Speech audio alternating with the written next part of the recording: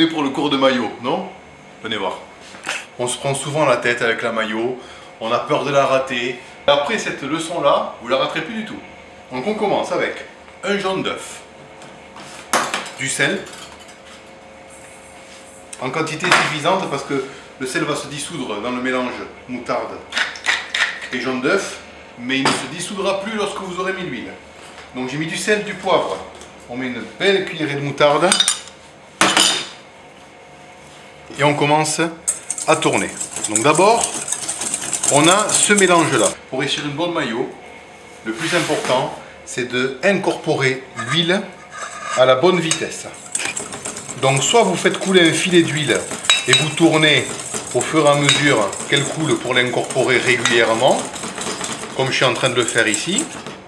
Soit vous carrément mettez une belle quantité d'huile et vous fouettez un petit peu vivement pour l'incorporer et vous n'en ajoutez pas d'autre tant que la première quantité n'a pas été absorbée correctement.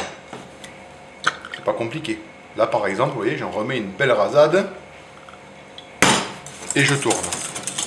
Donc là on est d'accord, on est en train de faire une mayonnaise pour la maison, hein. Là vous n'allez pas faire 1 litre, hein. Mais bon ça suffit parce que comme c'est quelque chose qui se garde assez mal, c'est pas la peine de trop en faire, hein. Vous risquez de devoir la jeter après. Alors, essayez quand même de la garder toujours un peu ferme, hein. Bon après, tout dépend à quoi vous la destinez. Mais si jamais, en général, il vaut mieux faire une mayonnaise un peu ferme plutôt que de l'avoir trop liquide. Surtout que on va ajouter, j'en ai pas parlé, mais on va ajouter un petit peu d'acidité à la fin pour enlever ce côté un peu lourd et gras de la mayonnaise. Donc là on a choisi un jus de citron, mais ça aurait pu être un trait de vinaigre ou du verjus ou pourquoi pas du jus de fruits de la passion, du jus de framboise, n'importe quoi pourvu que ce soit de l'acidité. Regardez cette belle mayonnaise qui est en train de devenir bien épaisse.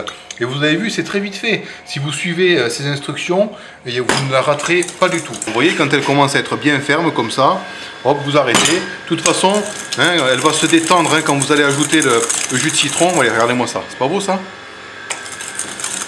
Ensuite, là, bon, j'ai choisi le jus de citron parce que bon, c'est une question de goût, j'aime ça. Mais vous pouvez très bien ajouter autre chose comme base acide, hein, on en a parlé.